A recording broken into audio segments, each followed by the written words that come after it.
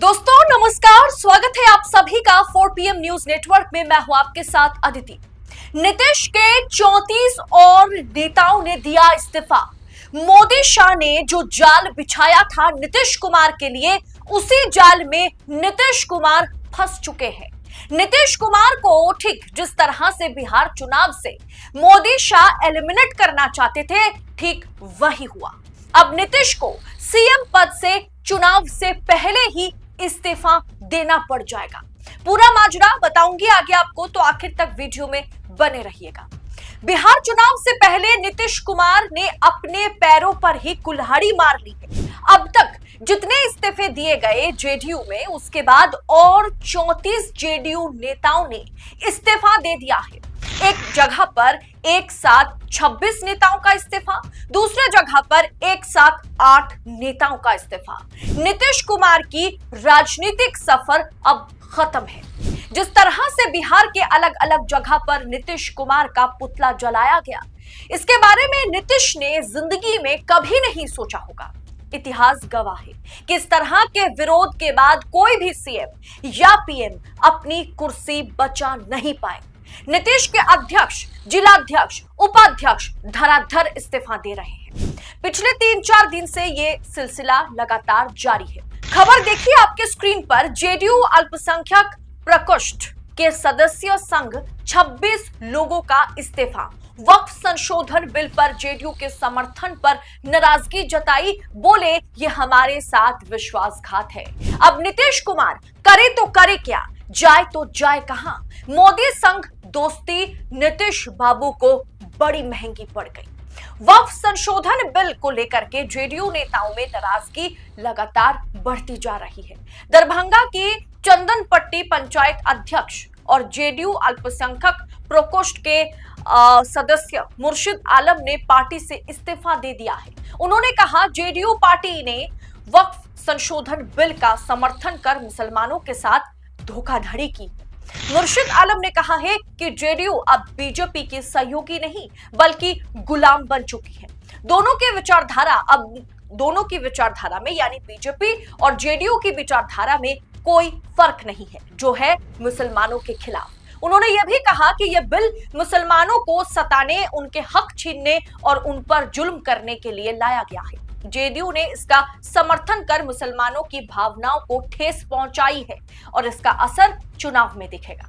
मुर्शिद आलम ने कहा कि जेडीयू ने भले ही अपने वोट से बिल पास करवा लिया हो, लेकिन मुसलमान अपने वोट से पार्टी को सत्ता से बाहर करेंगे। मुर्शिद का एक वीडियो भी सोशल मीडिया पर वायरल है, जिसमें उन्होंने मुख्यमंत्री नीतीश कुमार पर तंज कसते हुए एक गीत वो गाते हुए नजर आए और वो अपनी नाराजगी जाहिर करी। उन्होंने बताया कि 2005 से जेडीयू में वो सक्रिय हैं, वो जेडीयू के नेता हैं। समता पार्टी के समय से पार्टी से जुड़े हुए हैं। उमा बाबू के जमाने में पार्टी के साथ काम कर रहे थे। तभी से सभी ने अपने पदों से त्याग पत्र, मतलब जितने भी नेता थे वो सब अपने पदों से त्याग पत्र जो है दे दिया है, सबने इस्तीफा दे दिया है। यानी मुर्शिद आलम के साथ जुड़े हुए सभी नेताओं ने जेडीयू में नीतीश कुमार के मुंह पर त्याग पत्र जो है फेंका है। मुर्शिद आलम ने यह भी कहा कि भाजपा ने जेडीयू को राजनीतिक रूप से खत्म करने के लिए यह काला कानून लाया है। जैसे मैंने आपको शुरू में बताया कि मोदी और शाह जो जाल नीतीश बाबू के लिए बिछाना चाह रहे थे, जेडीयू के लिए बिछाना चाह रहे थे, बिछा दिए थे, उसी जाल में नीतीश कुमार फंस गए। दूसरी खबर देखिए दोस्तों, आपके स्क्रीन पर है कि जेडीयू में घमासान। औरंगाबाद के जिला उपाध्यक्ष समेत 8 मुस्लिम नेताओं ने छोड़ी पार्टी। रिपोर्ट क्या है दोस्तों कि वक्फ संशोधन बिल पर जेडीयू के समर्थन देने के बाद से पार्टी में इस्तीफों का दौर जारी है। पहले कासिम अंसार समेत आधा दर्जन मुस्लिम नेताओं ने इस्तीफा दिया। अब औरंगाबाद जिला जेडीयू के मुस्लिम नेताओं और कार्यकर्ताओं ने शनिवार को प्राथमिक सदस्यता से इस्तीफा सौंप दिया है।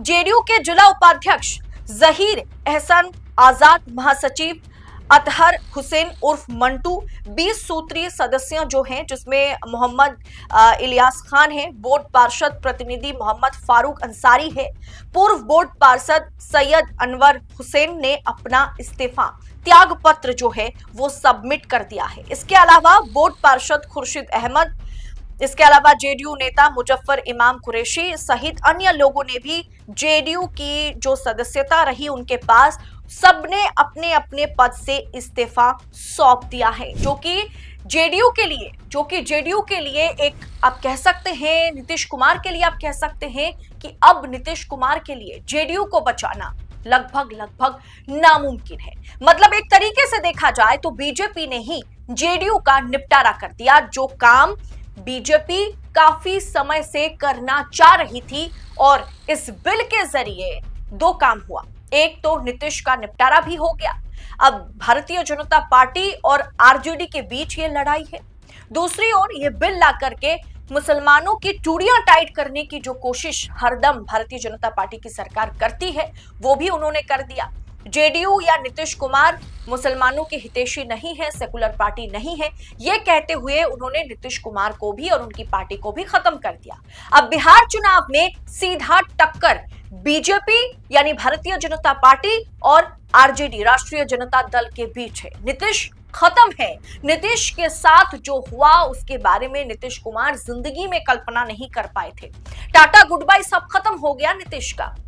भारतीय जनता पार्टी मोदी शाह यही तो चाहते थे कि एक एक कर सभी रीजनल पार्टीज को, सभी क्षेत्रीय दलों को खत्म कर देना। सामने बिहार चुनाव है, ऐसे में भारतीय जनता पार्टी और जेडीयू जब सीटों के बंटवारे को लेकर टेबल पर बैठेगी, दोनों पार्टी के मुखिया जब टेबल पर बैठेंगे, तो नीतीश कुमार के खिलाफ जो जनाक्रोश है, जो बिहार में मुसलमान जो क्रोधित है, गुस्से में है, उसे देखते हुए ये जो सीटों का बंटवारा, ये नेगोशिएशन करने में भाजपा जो है सबसे आगे रहेगी, और बीजेपी जैसा चाहेगी वैसा ही बिहार चुनाव में होगा। एक तरीके से जेडीयू को ही, नीतीश कुमार को ही मोदी और शाह ने एलिमिनेट कर दिया, जो मोदी शाह काफी समय पहले से करना चाह रहे थे।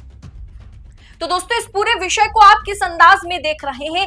एक साथ 34 और नेताओं के इस्तीफे ने नीतीश कुमार की नींदें उड़ा के रख दी है। और दूसरी ओर, क्या नीतीश कुमार इस बार चुनाव में सक्रिय भूमिका में नजर आएंगे भी? क्या नीतीश कुमार बिहार चुनाव से पहले कहीं इस्तीफा तो नहीं दे देंगे? क्या उन पर भारतीय जनता पार्टी और एनडीए ये दबाव तो नहीं बनाएगा कि आप चुनाव से पहले इस्तीफा दे दीजिए, वरना आपके चेहरे के चलते बीजेपी को, एनडीए को बिहार चुनाव में बड़ा नुकसान होने वाला है? आपको क्या लगता है? आप इस विषय को किस अंदाज में देख रहे हैं? कमेंट कर अपनी राय हमारे साथ शेयर कीजिएगा, और ऐसी तमाम खबरों को, पॉलिटिकल एनालिसिस को इसी तरह से पाने के लिए 4PM न्यूज नेटवर्क के साथ बने रहे। फिलहाल मुझे दीजिए इजाजत। बहुत बहुत शुक्रिया आपका। जय हिंद, जय भारत।